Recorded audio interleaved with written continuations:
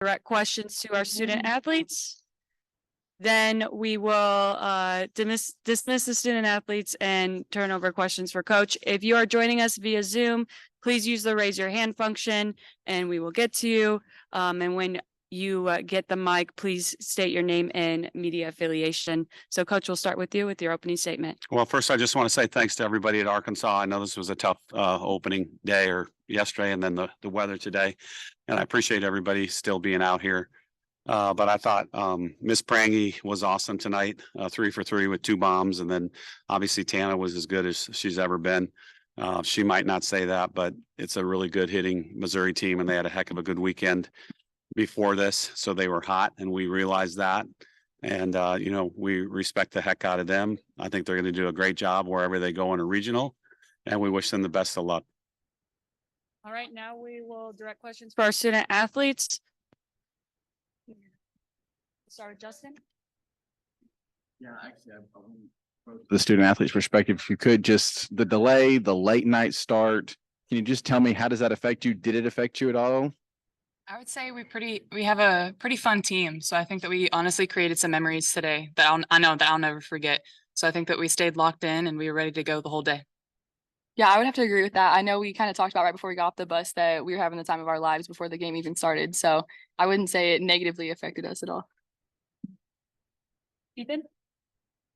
Yeah, I guess now tomorrow you're going to be playing Arkansas. If weather holds up, tomorrow you'll be playing Arkansas, the host team, and y'all played some close games with them this year. Just what do you have to do to come out tomorrow and try and perform to get a win? They're obviously great all the way around. And like Murph said, we're really thankful to be here and they're putting on a great production. So we're really happy about that and thankful. But I just think they're great all the way around. So we just got to show up and bring our best stuff and keep being us and just trust in the process. I'll ask another one. Ashley, I know, of course, after the long delay and having a long day, you had a home run. And the first thing, just how important was it to come out kind of firing? I know our offense as a whole, we try to take pride in scoring first. It kind of just gives us a little cushion and then allows her to kind of pitch more free. And we want to support her as best we can because she's had our back all year. So it was huge. We'll turn it over to Zoom for questions. Katie, you may unmute yourself. Hey, it's Katie from Bama Central. I have a question for both of y'all. First for Montana, how's the finger feeling? They were talking about it a lot on their broadcasts and zooming in. Better than ever. And then for Prangy, just what has it been for you this year about hitting against Missouri pitching? I think now you have 4 home runs against them, lots of RBIs. Just is it kind of wishing you could face them every game? I would just say today I was super locked in. I know we came here and we kind of had a chip on our shoulder and had something that we wanted to prove. And I think we took a lot of pride in that and we worked hard this week. So it was fun. It felt good. All right, sticking to Zoom, Maxwell. Yeah, this is for both the players. Just, with postseason, obviously leaders are more, you guys are both leaders on the team. They're more important. How important was this 5th-year seniors for you guys to, set the tone and lead the team tonight?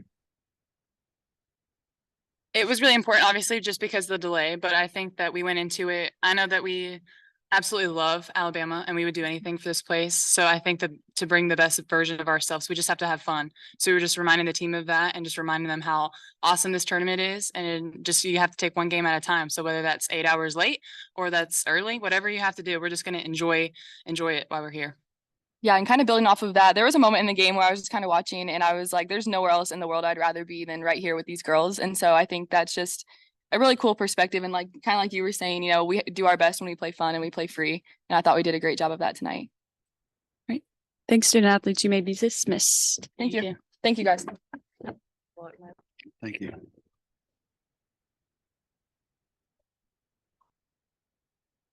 All right, questions for Coach Justin?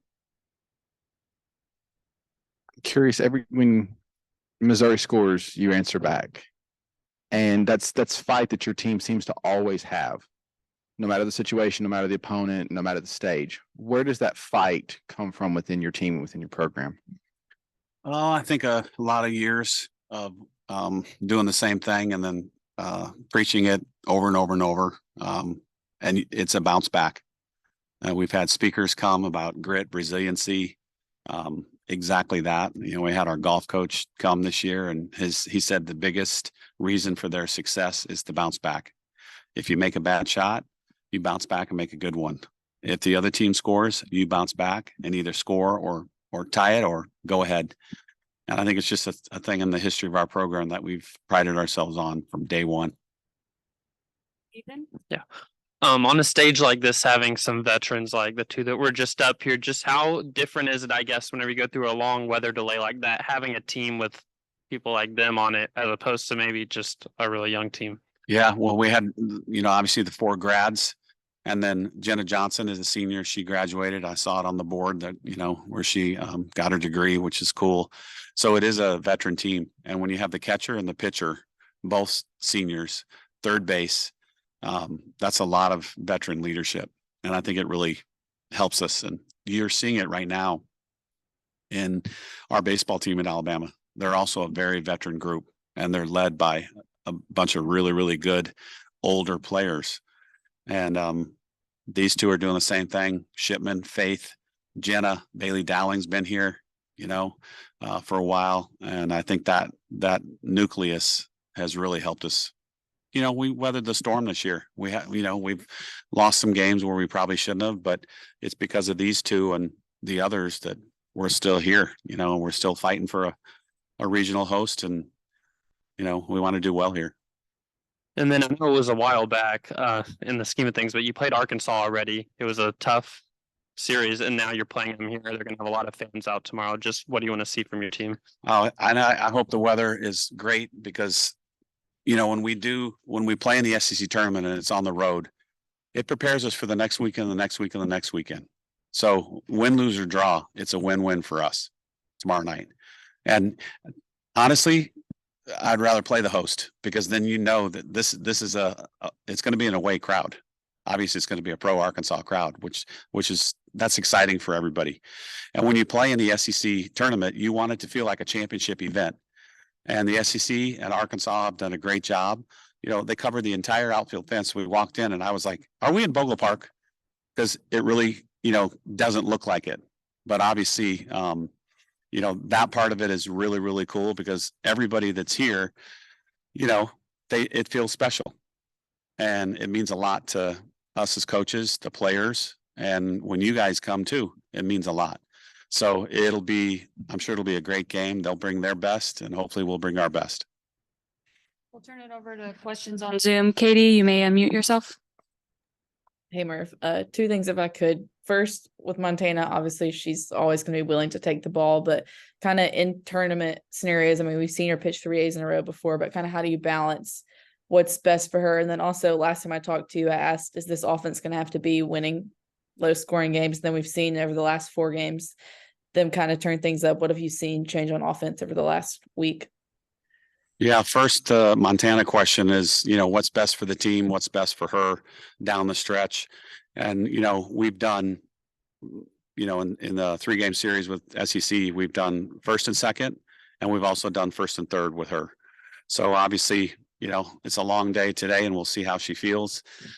Almost every morning, and Katie knows this, the day of a game, I get a text message and it's from Montana. Hey, I'm ready to go, regardless if she throws 170 pitches or 20. So I'm sure I'll get that text message tomorrow. And then what was the second part? I'm sorry, I forgot it. About the Already. offense, what's kind of changed Yes. the last week, score more Yeah. points in the bat.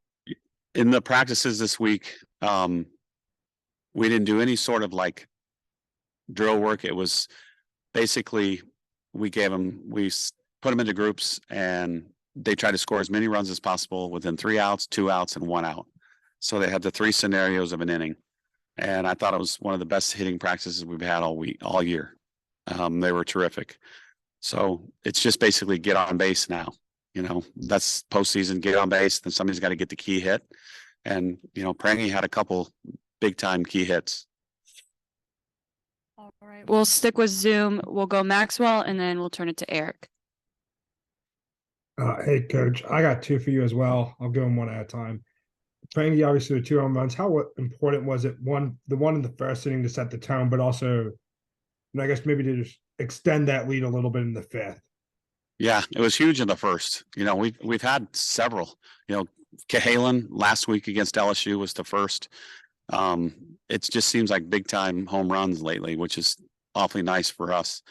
And then the one later on in the game, I think it knocked out their pitcher, which was a big hit, because she dominated us in Columbia. So two big hits from a big time player. And then second, it seemed like that first home run by Prangy kind of, I think it was like the next 9 at bats. They were all quality at bats, either with a hit or a quality out, or I guess productive out. You know, you talk a lot about passing the bat down. How happy were you when you saw, that first and second inning stretch? Big time. And, it was everybody in the lineup too. I think everybody in the lineup did something positive, whether it got on base, hit a sac fly, or got a bunt down. So all 9 spots in the lineup were productive.